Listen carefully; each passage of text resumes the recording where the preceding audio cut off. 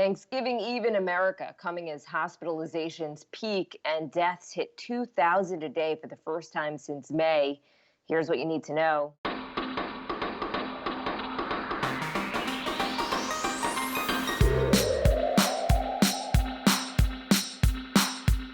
Good morning. This is Cheddar's Need2Know podcast for Wednesday, November 25th. I am Jill Wagner with Carlo Versano. Hey, Carlo. Happy Thanksgiving Eve to you, Jill, and to everyone listening. Before we jump in, a little bit of housekeeping. We're both taking off Friday, so no pods for the rest of the week. This is it, people. Listen to this one and then come back on Monday. We'll be here Monday. But don't forget, speaking of housekeeping, you can watch these if you so choose on our YouTube page. And if you're feeling in a gracious mood this Thanksgiving, why not give us a good rating on iTunes? Those really help. They help surface the podcast to more people. And we, of course, appreciate it. And you can always email us questions, disagreements, agreements, dog pictures. We do read them all. So it's Need2Know@Cheddar.com. And now let's get to the news on this Thanksgiving Eve.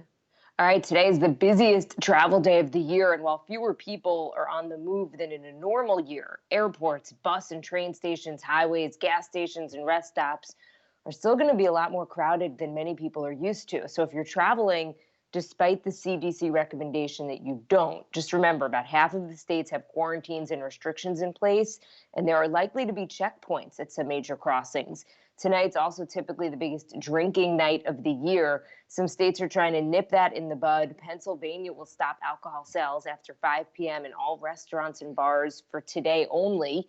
Maryland increasing enforcement of occupancy rules at drinking establishments. Here in New York City, the annual tradition of watching the Macy's Thanksgiving Day Parade balloons get inflated, that has been scrapped, and tomorrow's parade is going to be a scaled down event without any of the customary crowds and also fewer balloons. Yes, Pennsylvania now at the footloose level of pandemic response. You cannot dance. No, it's you can drink at 4:55, but not at 5:05. Okay, yeah, bars in New York, they're closed at 10, but you can be seated at 9:30 inside with a big group. Schools are closed, but restaurants are open. Jill, we've been at this for 9 months now. We have no rapid at-home testing. There's no contact tracing to speak of. No more stimulus for businesses. No help for the unemployed. If restaurants and bars are the vectors, just shut them down and pay them, right? If schools aren't, keep them open. None of this is that complicated. It just takes political will, as we've been saying for Lord knows how long now. But really quickly, Carlo, that's what they've been doing in Europe. Especially in France, with a lot of success. They've really flattened the curve by doing exactly what you described. Yeah, and the WHO just came out and said Europe is back on the downswing, which is great news. I got a little bit of grief from a couple folks this week for saying that I was going to my parents' house for Thanksgiving. First of all, everybody is being tested. My wife and I just got our results. We're both negative. No one's taking public transit. There's only going to be 6 of us there. We all have to show personal responsibility, right? I get that. I completely agree. I personally have never been more responsible in my life than these past 9 months. But, instead of the shaming, let's just direct our ire toward the ruling class in this country, which has done nothing for you other than make mask wearing a culture war issue, tell you to rat out your neighbors like the governor of Oregon is now doing, turning us against each other, create arbitrary and unenforceable rules that are just basically designed to confuse us. Everyone's just trying to get by, right? Let's just all show a little bit of grace to one another this holiday season.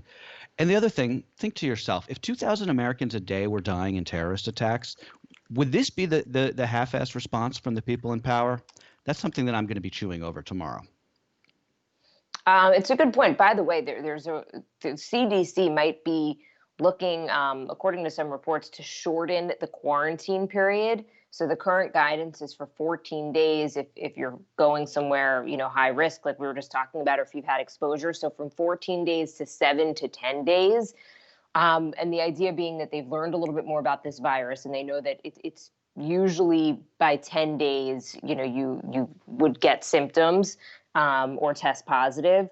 And additionally, they feel like being a lesser duration, a shorter duration, might make people comply with it more, right? It just 7 days feels a lot more doable, I would think, than 2 weeks.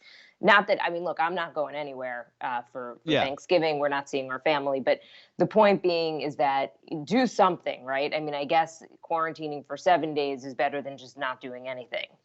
Sure, and but it's not. I don't think it's really going to matter. I don't think anybody is doing any of these quarantines anymore. And again, if we had rapid, good testing, none of that, we wouldn't have to do any of this, right? I mean, I don't know. Yeah, what I've noticed that is that despite the fact that everyone I feel like that I know is getting tested for Thanksgiving ahead of, because I was thinking originally, maybe this won't be so terrible if everyone's getting tested. That's a good thing, right? We'll Yeah, know yeah. where this will have a better handle on where this virus is. But I don't think weirdly, I haven't noticed the testing numbers go up. I monitor Governor Cuomo's Twitter feed every day. The testing numbers in terms of just how many tests are doing, they've gone up slightly, but I would think at this point we'd Oh, be that's at like interesting. 250,000 tests a day, and we're still at under 200,000, way under. So I don't know. I'm seeing people lined up around the block. Yeah, I've heard it's a disaster to even try to get a test at certain places. I know you had a good experience, but weirdly, it's not being reflected in the numbers. yeah. That's an interesting point. We should keep an eye on that. Meanwhile, the stock market rallied to new highs. So the Dow closed above 30,000 for the first time after the presidential transition officially began, and it became clear that this election was more or less settled. So investors relieved about Biden's choice for Treasury Secretary and Janet Yellen. We talked about that yesterday. There's this sense on Wall Street that a Biden administration is going to prioritize a new stimulus bill. Plus, there's also this continued promising results from vaccine trials that are helping with optimism as well. Yeah, I mean, look, but President Trump said, the market's going to collapse if Biden wins. That's obviously not happening. Who knows? Maybe it could, but I don't think that we should discount how much Wall Street is going to like a Biden administration. Jill, if for no other reason, then he's not going to make news by tweet, right? How many times have you said on this podcast, what investors hate more than anything else? Uncertainty, right? How many times these last 4 years did the President Trump tweet something that ended up crashing the market, even if it eventually recovered, right? Remember the trade war? What was that, last year? That was the big story. Every day he was, putting out something that was just like creating these huge undulations in stocks. So we're not going to have that anymore. And also the fact that Biden is stocking his administration with establishment, Wall Street friendly Democrats, obviously, that's helping the markets too. And speaking of vaccine optimism, we talked about this on Monday, but I want to talk. This is pretty incredible. So Astrazeneca originally said that its coronavirus vaccine appeared to be as much as 90% effective. The drug maker actually acknowledged that the result kind of came by accident. So researchers had miscalculated and gave an initial dose to some volunteers at half strength. And then when they realized the error, they gave each patient a full strength booster shot a month later. But it appeared that the people who got that combination, which was just an accident, right? Half a dose initially and then a full dose the second time around, they had a much better result compared to the people who actually in that trial got the intended full doses for each one. So if this vaccine is approved from AstraZeneca, there's a ton of advantages over the mRNA vaccines that we've been talking about from Pfizer and Moderna. For one, it's a lot easier to mass produce and also to store it, and it is significantly cheaper. It's $2.50 a dose compared to, I'm not entirely sure what the Moderna and Pfizer ones are going to wind up costing, but huge, right? And especially when you think about outside of the United States. Yeah, because you're talking about, I mean, we're not going to be paying for these vaccines, at least in the United States. We're not going to be paying for these vaccines, right? The government is putting up the cost. But experts believe that this is going to be they're calling this the world's vaccine, right? So this is going to be the thing that ends the pandemic in developing countries for all the reasons that you just mentioned, Jill. AstraZeneca, they're doing this, by the way, with Oxford University in the UK. They said they're not going to take a profit from this vaccine, at least during the pandemic. These results all the results we're talking about are still preliminary. They're coming out via news release. Always have to be a little bit skeptical.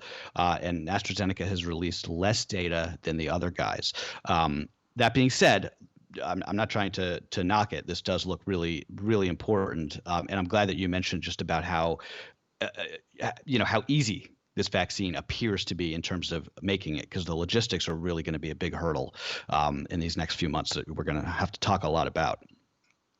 One, and I'm not trying to be like a naysayer on the vaccines, one really interesting tidbit that I got from listening to somebody talk about this, an epidemiologist. He was saying we should be a little weary that we think 90% effective and 95% effective on these vaccines, because they're being tested, as we talked about, in the real world right now. So what's happening right now isn't normal, right? Most people are wearing masks, they're keeping their social distance. So if you signed up for a trial and you got a vaccine, you don't know if you got the placebo or you got the actual vaccine. So you're still going to be careful.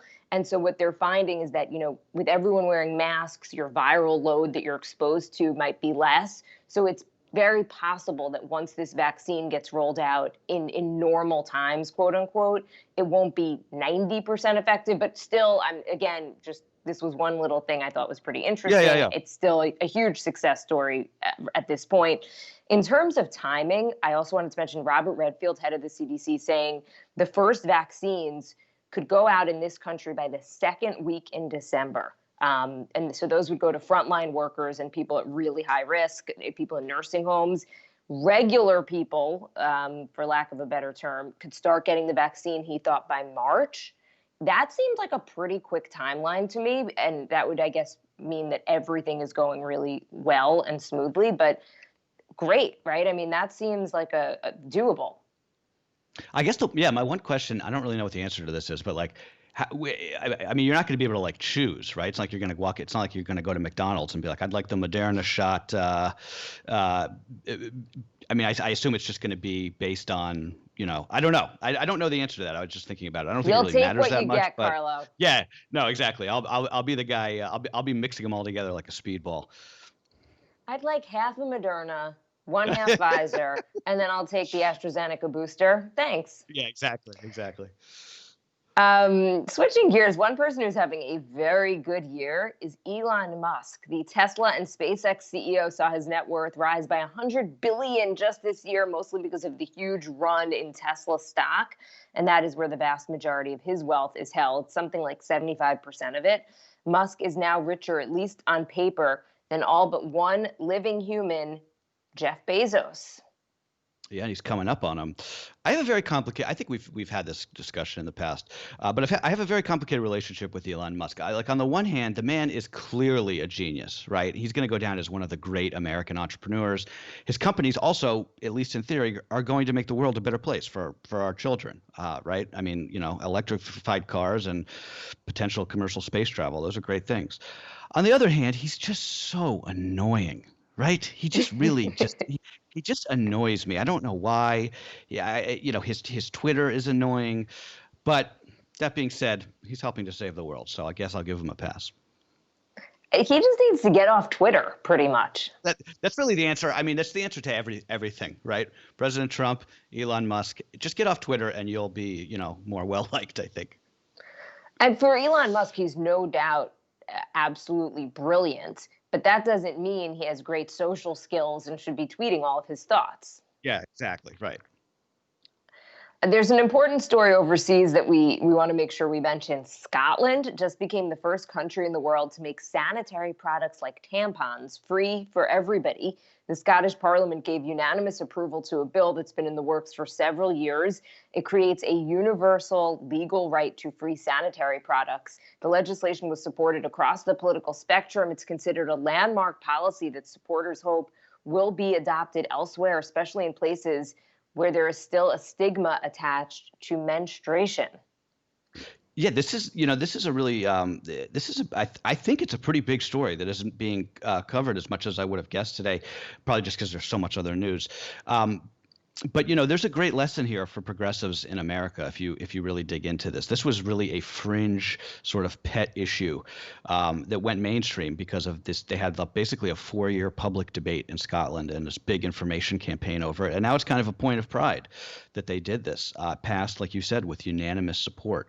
I'm not going to pretend to be knowledgeable on this subject, but I think something like this, Yes, absolutely. I hope we do something like this, right? It seems like, I mean, there's the idea that you could be, poor or homeless and still have to worry about where you're going to get your tampons is just terrible to think about. They're I will tell you, there is this thing called like the women tax, where Yeah, women's right, right, products are right. more expensive, and they are very expensive. Okay, Yeah, the my wife always complains 2021, about that. pardon? No, my wife has always complained, like, oh, you don't even know. You got, these tampons cost XYZ. You find them. So I just nod. Okay, the 2021 Grammy nominations are out. Taylor Swift, Beyonce, Dua Lipa, DaBaby, and Roddy Ricch leading the pack. Notably, two of the year's most commercially successful stars were snubbed by the Recording Academy. The country singer Luke Combs and The Weeknd, who had two of the biggest albums of the year, received a combined 0 nominations. The Weeknd, do you know the backstory with The Weeknd in terms of like why No, tell me. what's going on there? I know he's doing the Super Bowl. Does that have anything to do with Right. it? So basically, according to TMZ, The Weeknd had he was like in talks for weeks with the people who put on the show, and they issued this ultimatum to him, which was saying, you could perform here at the Grammys or the Super Bowl. So they were trying to make him What do they care? Right. Well, I guess they thought maybe he would be performing the same stuff. I don't know. And needless to say, the negotiations got pretty testy. They eventually worked it out so that he's going to perform at both. But he's basically claiming that that's why he wasn't nominated for anything. That this is some sort of backlash, and he came out and he was basically saying, the whole thing's corrupt, and he wants more transparency in the process. So it's not I have to just the say, presidential election that's controversial, Carlo. I have to say, there's nothing less cool than complaining about the Grammys, being snubbed by the Grammys. Kanye always used to do this, and I'd be like, dude, who cares, man? It is unclear how the Grammys, they're going to be on January 31st. It's unclear how that broadcast is going to look, but we do know that Trevor Noah of The Daily Show will be the host. That could be good. The Grammys, generally speaking, my favorite award show. I feel like musicians are just like cooler than actors.